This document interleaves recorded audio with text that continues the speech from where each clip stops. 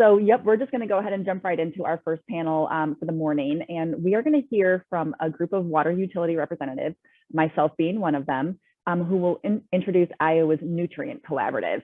It's an exciting new partnership of communities and water utilities sort of joining together to think about how we can collectively address and share resources with one another related to source water protection.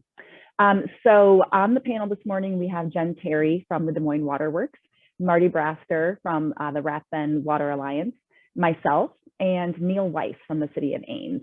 And I'm not going to take a lot of time to introduce each one of the speakers. Instead, I'm going to let you guys just give like a real quick introduction to yourselves and your work when you launch right into your topics. And with that, I'm going to share my screen, and I will just go ahead and operate the slideshow for everyone. So just give me a prompt when you need me to switch your slide. If I'm a little slow on that, I apologize. Sometimes I get a little absorbed in the conversation and I forget my job to advance those slides. So, all right, Jen, I'm going to turn it over to you. Thanks, Mary Beth. Can you hear me all right? You sound great. Okay, thanks. Good morning, everybody. I see lots of familiar names and faces and some customers of Des Moines Water Works. So I think I know a lot of folks on the meeting today, but I am an Iowa native. I was born and raised on a dairy farm in north central Iowa. And so I know all sides of the story, from walking beans and drinking farm well water to now working for Des Moines Water Works, which is the largest drinking water utility in the state. So I'm so happy to be here. Thank you for inviting me. So excuse me, I want to talk a little bit real quickly about something that's a bit different than the collaborative that Joe Otto was talking about. So I want to kick off the meeting by telling you about a new concept called the Iowa Nutrient Collaborative for Public Water Supplies. And so this is an idea that came about from my new boss, Ted Corrigan. He's the new CEO at Des Moines Water Works. He hired me back about a year ago, so thanks, Ted. So the collaborative is about being a community of support for drinking water utilities or water utilities who are challenged by nutrient contamination in their source water. So we're just getting organized. So I want to tell you a bit more about that. And then the exciting part later will be that, as Mary Beth said, 4 of us will tell you how different utilities approach source water protection. And we all know that source water protection is closely linked to nutrient impacts here in Iowa. So regardless of how different the approaches are, they're all useful and tailored to the watershed. So a lot of people are surprised to hear all the different things that drinking water utilities have committed to and invested in terms of source water protection. Okay, so let's get started. So it's no surprise to anybody in this meeting that nutrients have been a challenge for decades here in Iowa. In fact, the state adopted the nutrient reduction strategy a few years ago as the state policy for water quality. So just from a drinking water perspective through the years, excuse me, in the 80s, nitrate became a treatment challenge for drinking water utilities, and the United States EPA implemented a drinking water standard around nitrate. So through the 90s here in Iowa, we continued to feel increased pressure from nitrate contamination in source water. For example, in the late 80s or early 90s, Des Moines Water Works actually exceeded the new nitrate standard. And so as a result, we built our nitrate removal facility in 1992, which was the biggest one in the world at that time.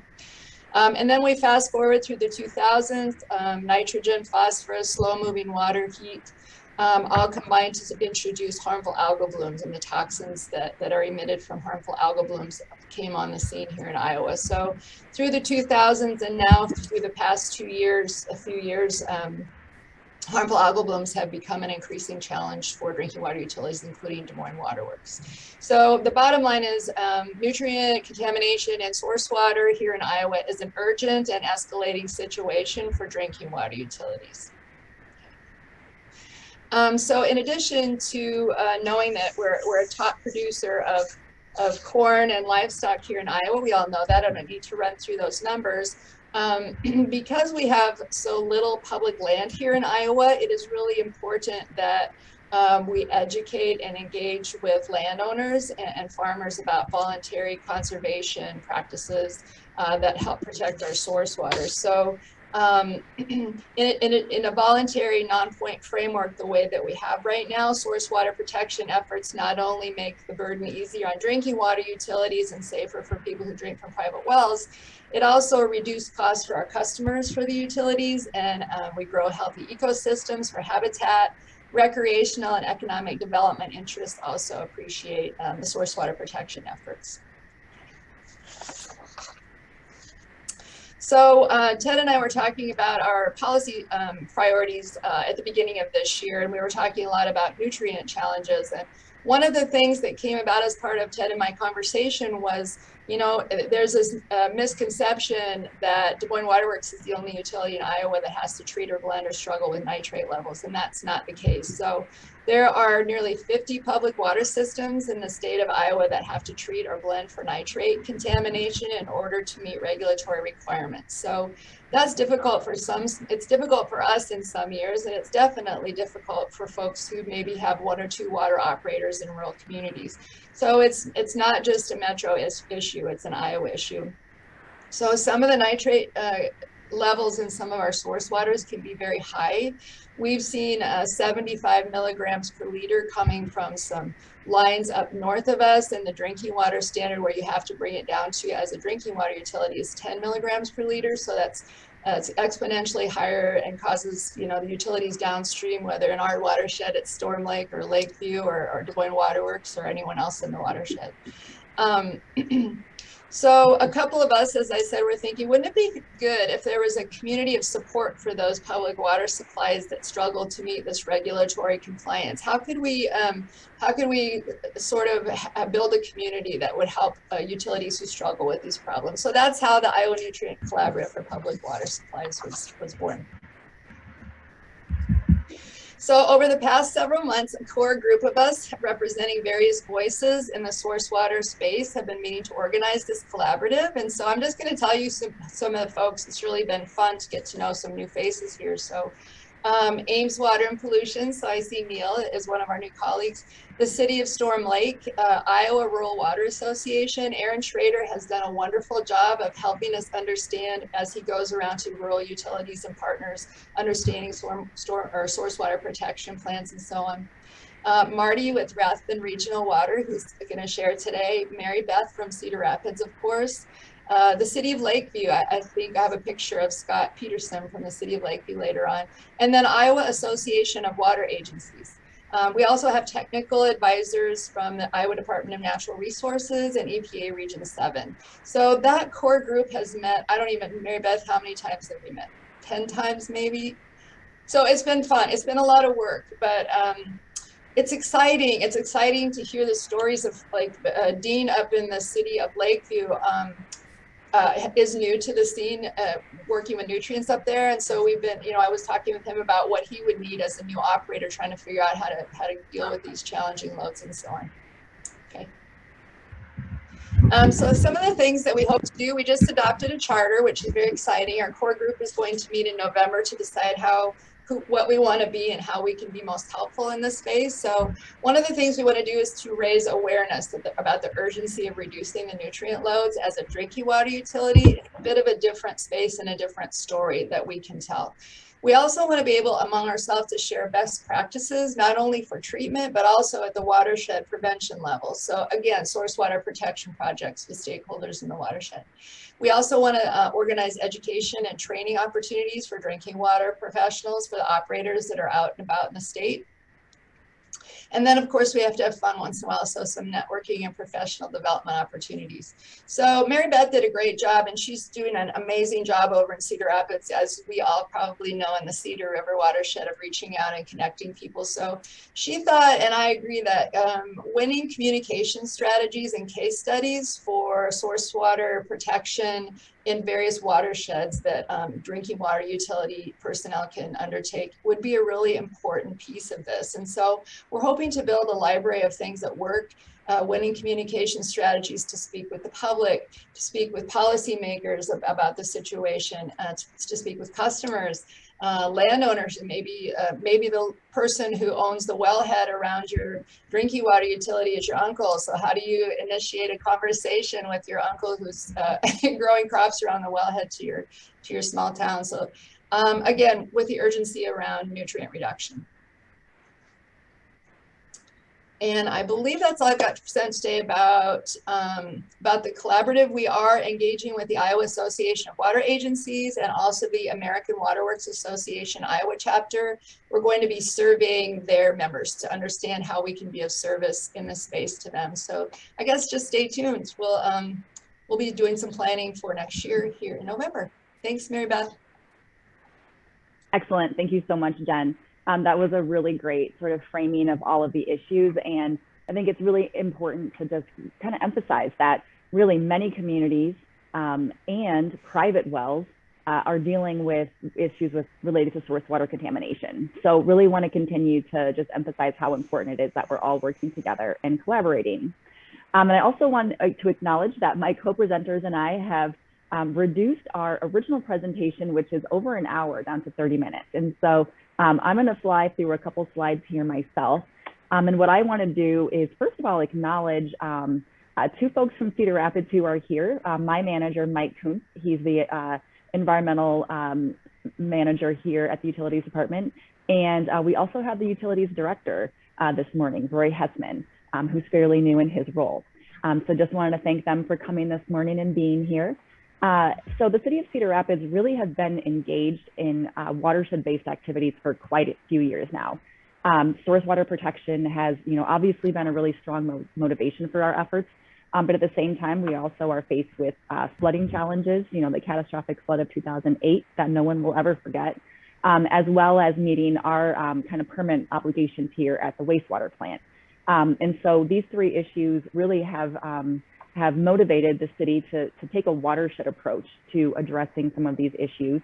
And the city has put quite a lot of resources, both staff time and financial resources, into partnering with agriculture and others in the watershed to emphasize how important it is that farmers continue to and increase the number of conservation practices to protect water quality on their farms. I won't go into our challenges with nitrate, but we do have them. I think Jen did a really great job of framing that. So back in 2015, the city really embarked on its first major water quality partnership through the Nrcs Regional Conservation Partnership Program. This effort was known as the Middle Cedar Partnership Project, and it relied on a really strong partnership with Iowa Soybean Association, IDOLS, and quite a few other partners.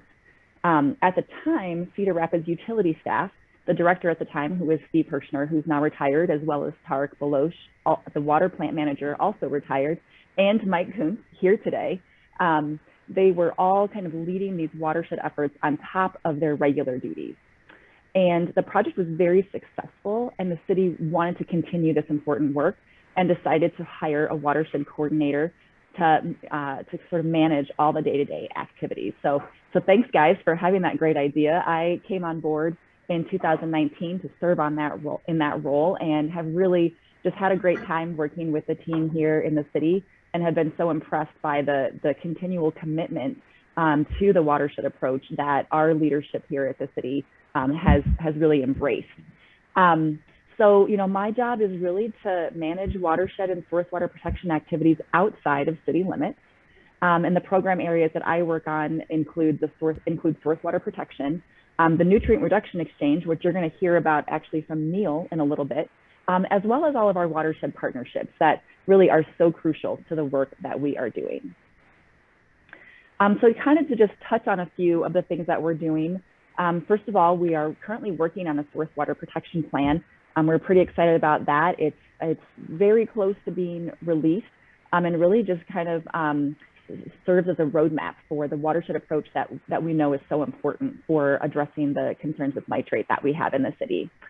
We're also just really engaged with existing watershed projects and partnerships. The Cedar River watershed is blessed with having probably the highest concentration of watershed projects in the entire state, as far as watersheds go. I don't know, maybe the North Raccoon folks might want to challenge me on that, but we do really have a lot of work going on to address water quality. We're very engaged in the nutrient reduction exchange. That's kind of an ongoing story at the moment. But what I really wanted to hit home on is our Cedar River Source Water Partnership, which is our 2020 RCPP that we have just embarked on starting this year. And that's a great collaboration. We've got really awesome partners on that, 11 partners. I'm not going to go into each one of them right now, but we're kind of starting a new partnership with ag co-ops in the Cedar River watershed, which is really exciting for us. We're going to be working closely with the Land O'Lakes True Terra team to really kind of deliver like data and informatics out to producers and really kind of track what kind of decision making leads them to make conservation changes on their farm. We're going to be hiring a conservation agronomist here pretty soon out at Lynn Co-op.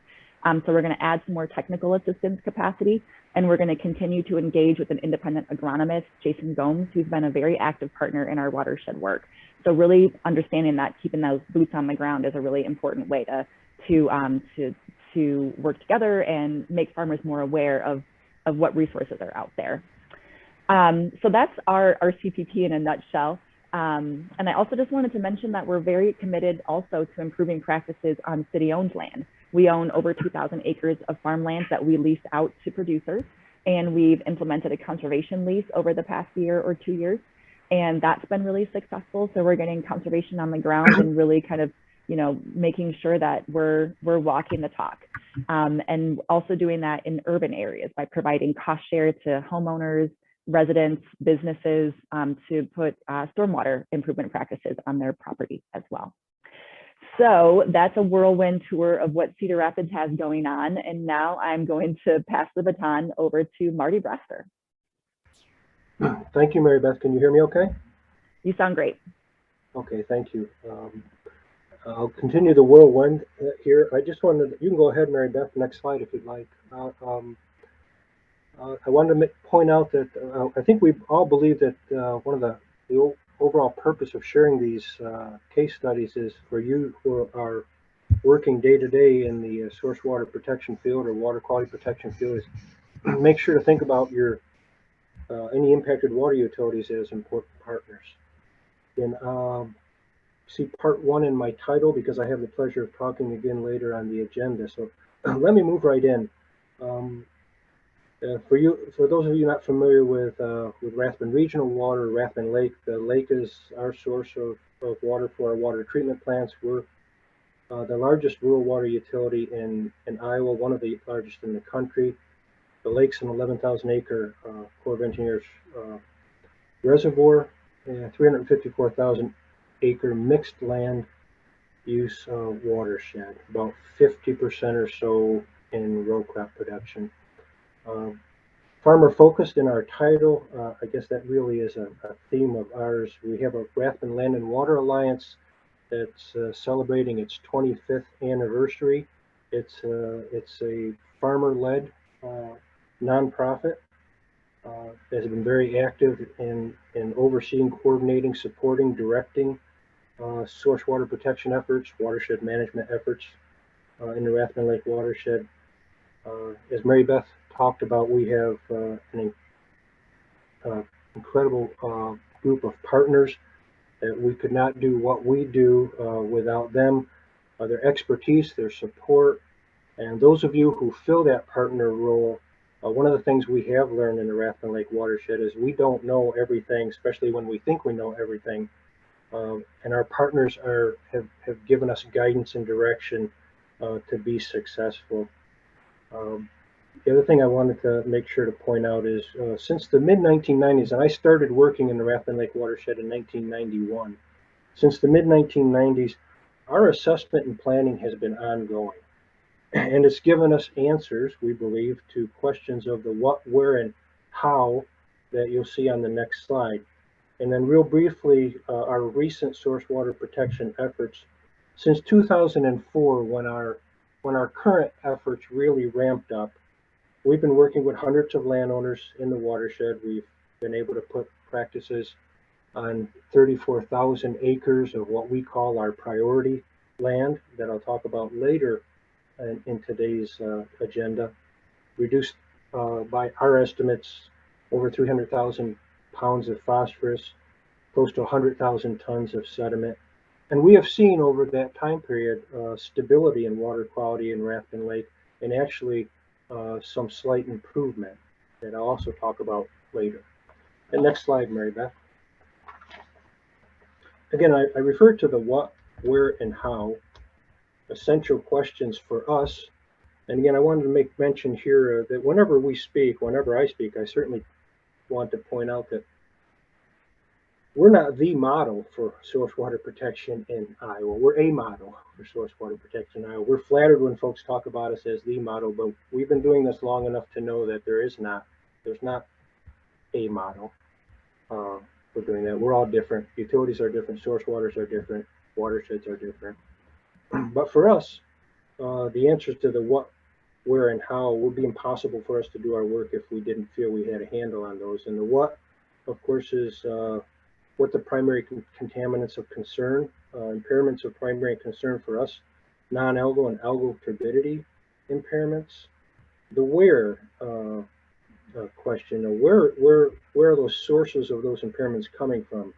In our case, sediment and phosphorus. And we've been able to identify that as priority land. Again, I won't get into too much of that because we'll talk about it later, but we do have areas of the watershed where we specifically focus our efforts to reduce sediment and phosphorus. And then how do we do it? We have to have practices that are effective, of course. They have to have landowner acceptance. They have to be highly efficient. They have to have, for us, consistent performance. And in our world, that has meant structural practices. We also have to have on-farm assistance. And we're fortunate to have staff dedicated to our project that provide that one-on-one on-farm assistance. And that comes from repeated surveys of our landowners of how they like to receive their assistance. And they always overwhelmingly tell us they'd like to have somebody be on their farm with them. And so with that, again, we'll have time, I think, perhaps questions later when I'm on the agenda again. But Mary Beth, that's our whirlwind tour of Rathbun.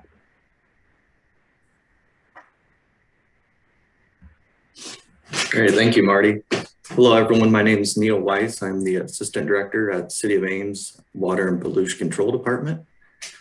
So our story is a little bit different in that we haven't been doing a lot of this watershed work for very long. It actually started for us, or for our department, back in 2017, 2018, where we really started going after these projects outside of our plant. So our department's a little bit unique in the state, similar to Cedar Rapids, where we're both on the clean drinking water side and also on the other end of the pipe on the wastewater side.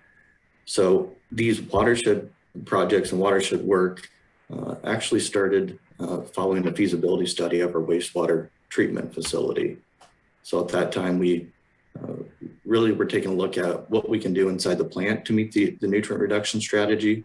And the consultant took a look at our watershed in particular and did evaluation and really determined that, the loadings at our plant are not as significant as you might think.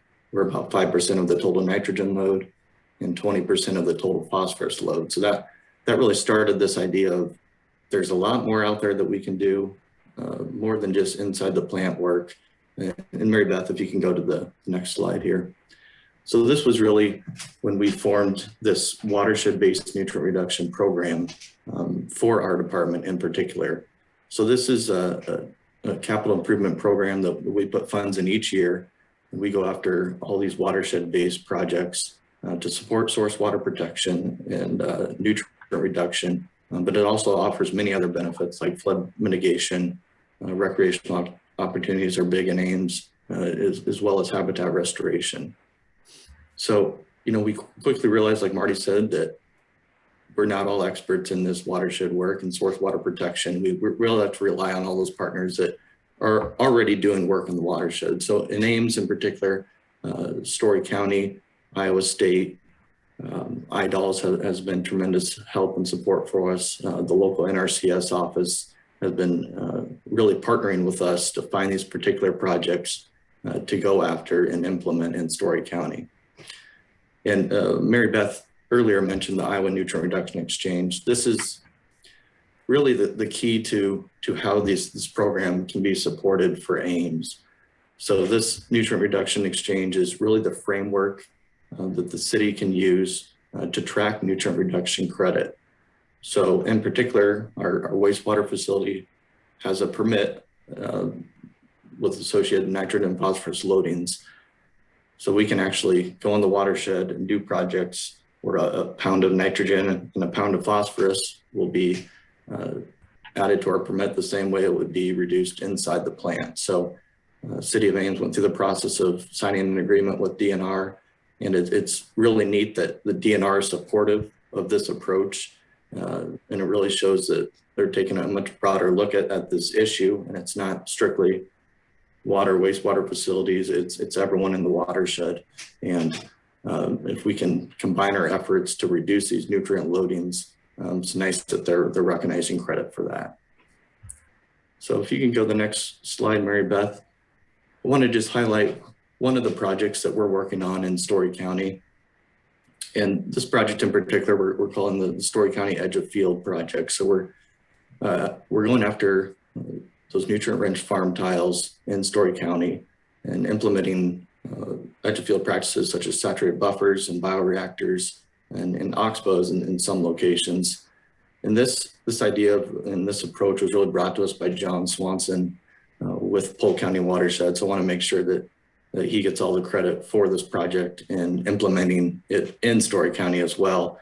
And also I want to give a shout out to Ruth McCabe with Heartland Co-op. She's been tremendous in her approach to helping find farmers, landowners for this project. So the concept of this is really a carpet bomb approach of going after multiple projects at once. So there's challenges before where landowners would be doing these projects individually and finding all the funding individually. This actually moves all the funding to a central fiscal agent model. So in Ames, we'll be serving as the central fiscal agent. We'll be taking funding in from IDOLS, Story County Conservation are the two main funding sources. And all the design for this project will be performed by a consultant. Design fees are covered. And when it comes to construction, IDOLS is actually covering 75% of the construction. So this is a really exciting project for us. It's all these projects that we implement, hopefully 25 to 30 of these locations next summer will be constructed, but all these will be entered into that nutrient reduction exchange. City of Ames staff will actually enter it into the Ribbits tracking program.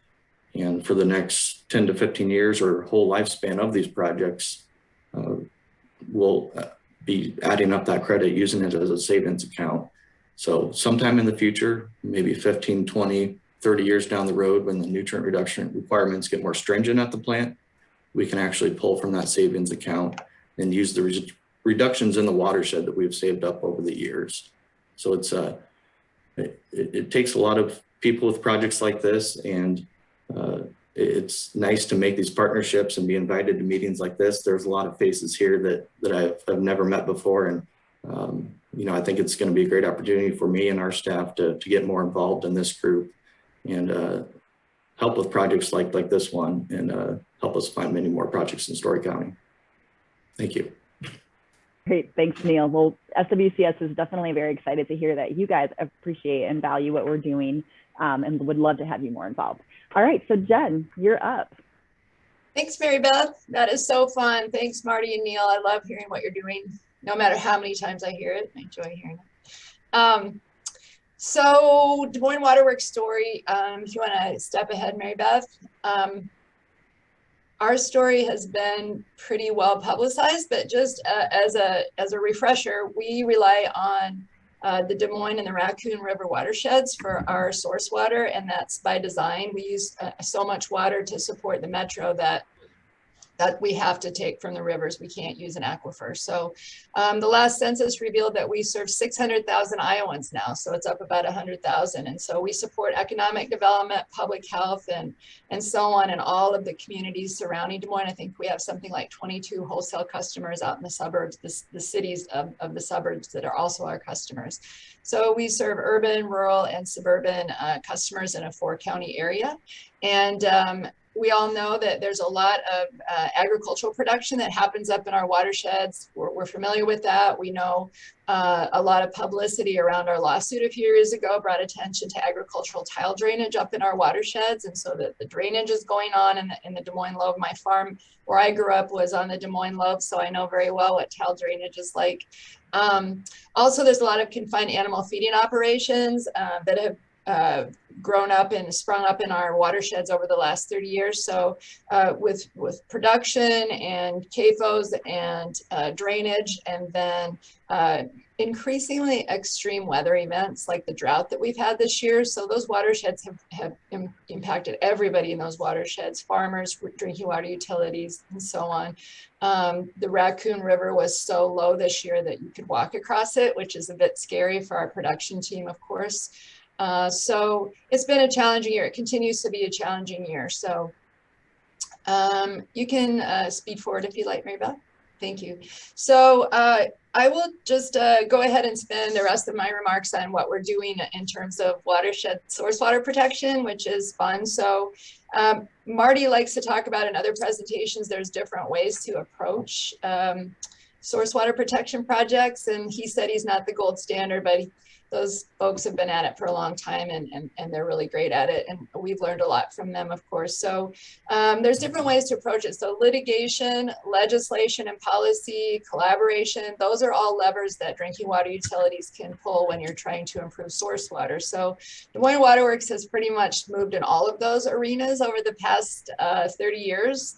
So starting back in the 80s, we started working with the Ag Clean Water Alliance, the Iowa Soybean Association, when LD McMullen was our CEO, and we did a lot of water quality monitoring up in our watersheds, trying to do education and outreach on that. And then through the years, we've, as you know, tried litigation, legislation, policy change, and so on.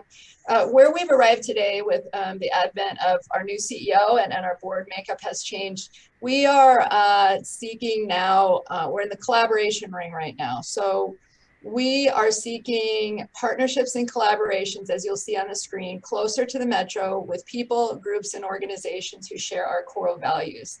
And that use innovative models to produce results. So we are seeking out uncommon collaborations with partners who have a really strong stewardship ethic, who believe in sustaining our natural resources and our drinking water, and so on, who have a real ethos about that and that share our values, and we trust them and we trust us. So we've come up with some really fun projects, and so I'd like to tell you about those. One is doing tours, which we've always done for years. Well, for years we've done them at Des Moines Waterworks, but we would love to host your group to come and tour. We can have up to 20 people. So you get to have a tour of the treatment plant and hear about how we do business here. So that's fun. And we've had some legislators through here and so on, and the past few weeks, and that's been fun. But we also like to go on field trips. And so I have found over the years that if you can meet up and start conversations with folks in the watershed, you find out that none of us are really horrible monster people. We're all just trying to figure out how to do our jobs. So Ethan Teese is in this meeting, so please help me. But I'm going to tell you that the person on the right-hand side there is Ted Corrigan, and we went up to the city of around Lakeview, and we met with a farmer named Dean Thielenthaler. Did I say that right, Ethan Teese? Fine. Tiefenthaler, very close.